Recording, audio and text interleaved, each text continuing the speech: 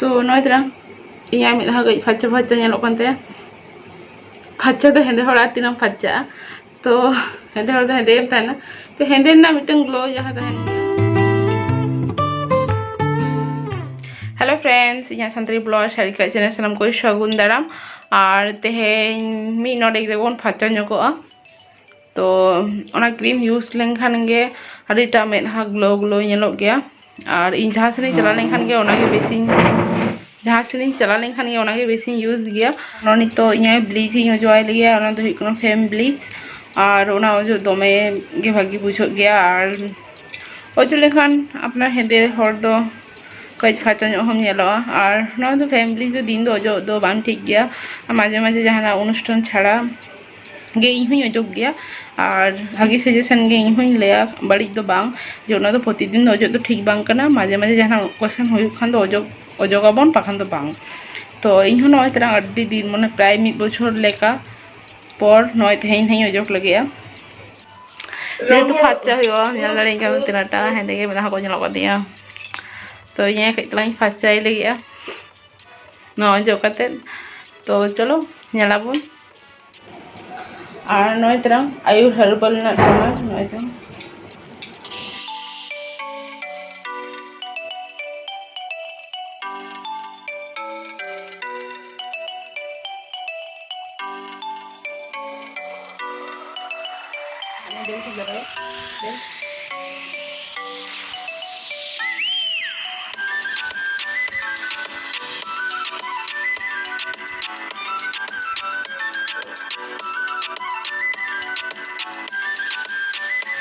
और नय तरह फैमिली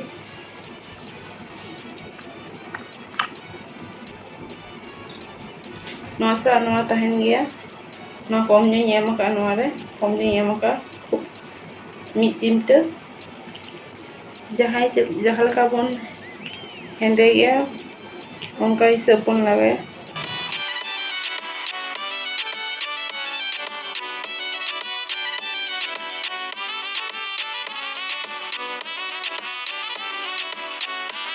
तो जहाँ तीन सारे लगा तो पूरी टोनार तीन जो फाचा और सब समय बन चेष्टा जाते ना मेदकुटी ना आईलेस जाते आले नामा पाखान दो पूरा आरा उतर तो चलो लगाई लगे बन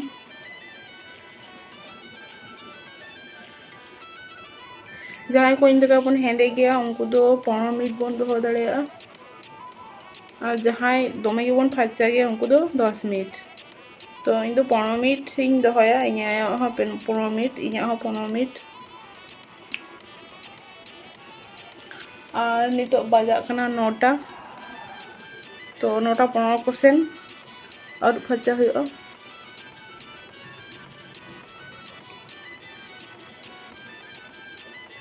लगा लेनखान दमे गे कुट कुट बुझे गया बाबाद बाबाद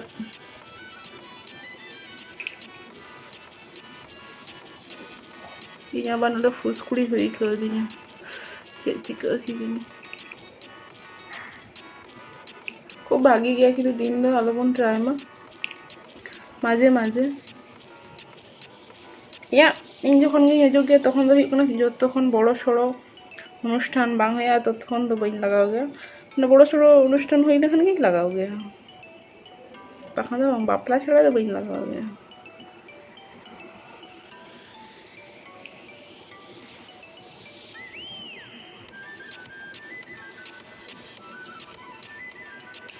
और जहाँ जुदी बन मने बांचा लगे मेदकुटी बांचा लगे लगा लेनखान गे दमे उब को आरागो गया साइड रेना उब को आराग चाबा गया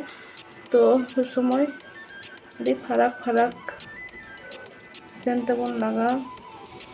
जाते मेदकुटी उबरे आलो नामा ती तेगिन लगाओ लगे बांग गानोगा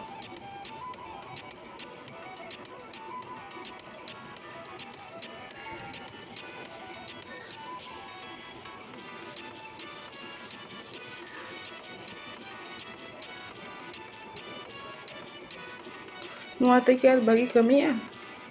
ये जो हल्का ही कमी है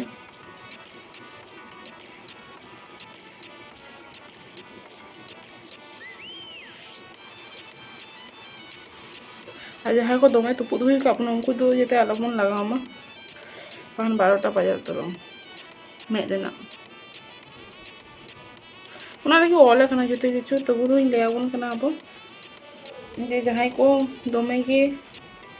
बन्नो टन्नो हुई काबन कना उनको तो एकदम के आलोबन यूज में और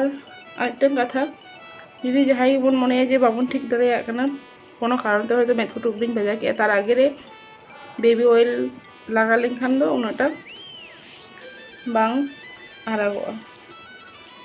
ना सेफ्टी लगित ते जहां जुदी बन मनेया जे ताले ना बेबी ऑयल बन लगा दाड़े इन बिन लगाया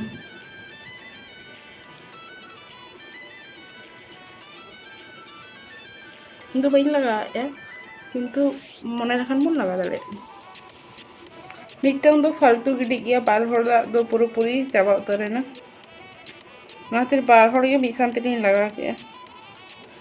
हुडी सही गया तो बार हड़ दो भागी ठीक हदम लगा ना कम नहीं लगा बार चिमटी बार हड़ लगी खातिर ते बार चिमटी और मिद हड़ लगी खान दो मिटटांग बाटी रे मिद चिमटी हाता काते नवा कम ᱧᱚᱜ हाता हुआ जहां तिना थोतना रे लगा तो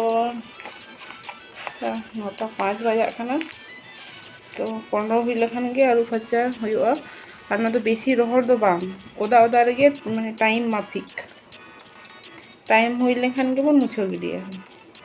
जे बांग रोहड़ कना तो बांग रोहड़ गे निंके क्रीमी ना तो बांग रोहड़ गया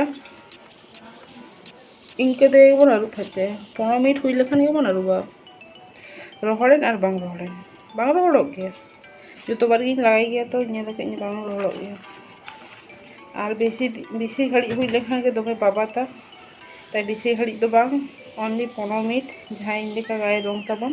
हेंदे गया बन उनको लगी तो 15 मिनट और जहां नसना बन फचा गया उनको तो 10 मिनट तो नय तनाम दाई निगु का और नय तनाम रुमाल ना जोबे काते अदो आलू फचाई और 15 मिनट हुई ना इन दो परे ती मुछो इन्हें मुछले हुई लेखाई के इन्हें मुछो तो चलो इन्हें फासिंग लगा कर दिया तो भाभी ठीक रोहड़ गदरुम ती मुछो फचे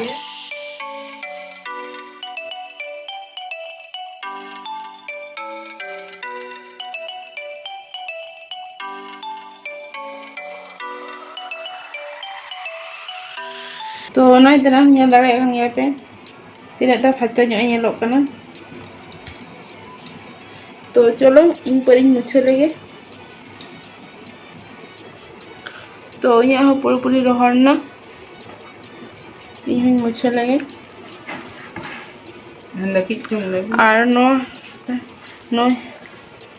नो मुछो काते तापर जे कोनो मॉइस्चराइजर के बन अजो दाड़ेया तो चलो इन मुछे लगे 10 থেকে 15-20 मिनट हुई ना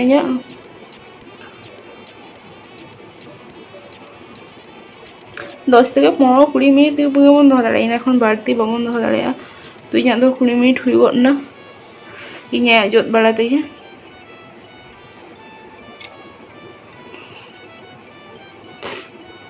आरो नोना भाब बन हाता लेखाय आरो नापायो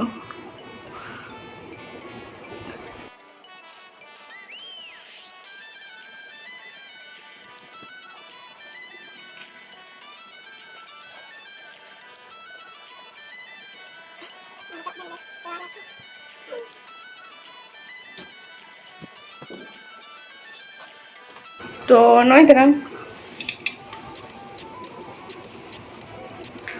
अभी क्लीन गे ñelok kana ñel दाड़े खान गया बन माउंडे चिचो हुई का दिया तो नय तराम तो बना हड़ा में रहा ñela बन चलो आर के नते में बांग ñel ñamok kana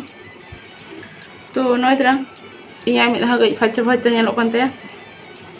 फचा तो हेंदे हड़ा तीनम फचा तो हेंदे हड़ा हेंदे ताना तो हेंदे ना मिटन ग्लो जहां तहन गया उना लग और नय द्रा पूरी नो ब्लॉगिंग दिखा बना और नो ब्लॉग कुसिया खान अवश्य चिके बनुयो